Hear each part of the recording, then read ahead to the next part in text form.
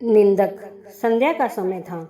आसमान हल्के सुनहरे रंग में रंग चुका था और गांव की पगडंडी पर संत दादू दीनदयाल जी अपनी भिक्षा यात्रा पर निकले हुए थे। उनके चेहरे पर अद्भुत शांति थी।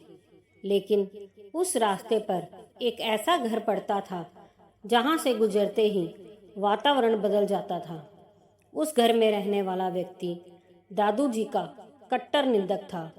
जैसे ही वह संत को देखता, उसके चेहरे पर तिरस्कार उभर आता।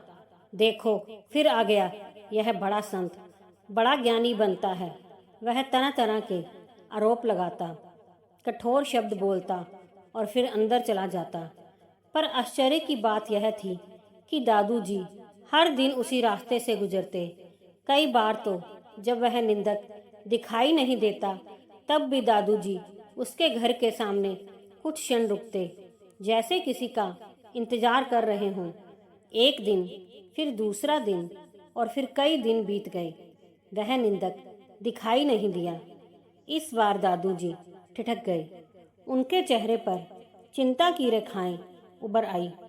उन्होंने आसपास के लोगों से पूछा, भाई, वह व्यक्ति कई दिनों से दिख नहीं रहा, सब कुशल तो है? एक बूढ़े ग्रामीण ने भारी आवाज में कहा, महाराज, उसका देहांत हो गया। यह सुनते ही जैसे समय ठहर गया।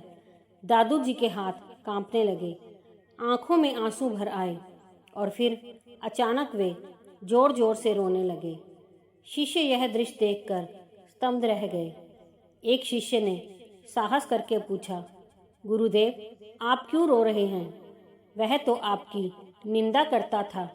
उसके जाने पर तो आपको प्रसन्न होना चाहिए। दादू जी ने आंसुओं से भीगी आंखों से शीशे की ओर देखा और धीमे स्वर में बोले, तुम नहीं समझे, वह मेरा सबसे बड़ा हितैषी था। शिष्य आश्चर्यचकित रह गया। दादू जी बोले, वह जब जब मेरी निंदा करता था, तब तब मुझे यह याद दिलाता था कि मैं कोई महान संत नहीं हूँ। वह मेरे अंदर अहंकार को पनपने नहीं देता था। उसके शब्द मेरे मन का मैल धोते थे। कुछ क्षण रुककर उन्होंने गहरी सांस ली। अब उसके जाने के बाद मुझे सच बताने वाला कौन रहेगा? मेरे दोष दिखाने वाला कौन होगा? पूरा वातावरण मौन हो गया। शिष्य की आंखें भी नम हो गई। उसे आज समझ आया कि सच्चा संत वही होता है जो निंदा में भी उपकार देख सके। दादू जी ने आकाश की ओर देखते हुए कहा, निंदक नियरे राखिए, आंगन कुटी बनाए, बिन पानी साबुन बिना निर्मल करे सुभाए। उस दिन शिष्य ने सीखा, जो हमें हमारी कमियां बताता है, वह हमारा शत्रु नहीं बल्कि सच्चा मित्र होता है।